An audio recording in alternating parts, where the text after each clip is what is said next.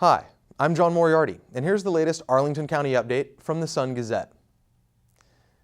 The appointment of Barbara Donnellan as county manager has drawn praise from groups as diverse as civic activists, school officials, and the business community. They view the new manager as a straight shooter with a firm grasp of Arlington issues and a willingness to push back as she sees the need against elected officials.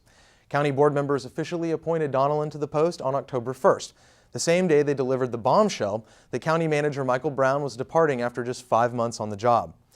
Brown appears to have been forced out by unhappy county board members. Donnellan had served as acting county manager from November 2009 to May 2010 after Ron Carley retired, but before Brown arrived, and had not sought the job permanently back then.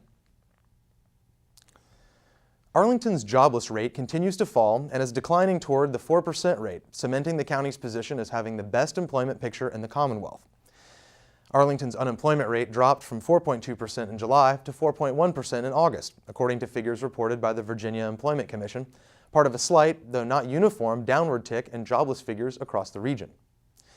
Though a far cry from rates of less than 2% during the economic boom of the early 2000s, Arlington's unemployment rate is more than a percentage point lower than its peak during the current recession.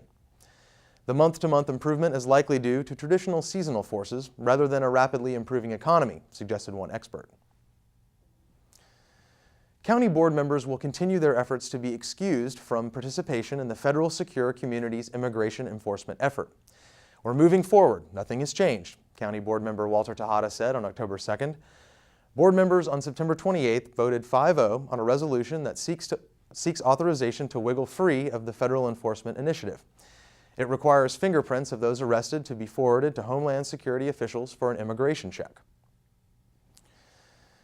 The history books say that Arlington's public schools were first integrated on a bright but chilly February morning in 1959.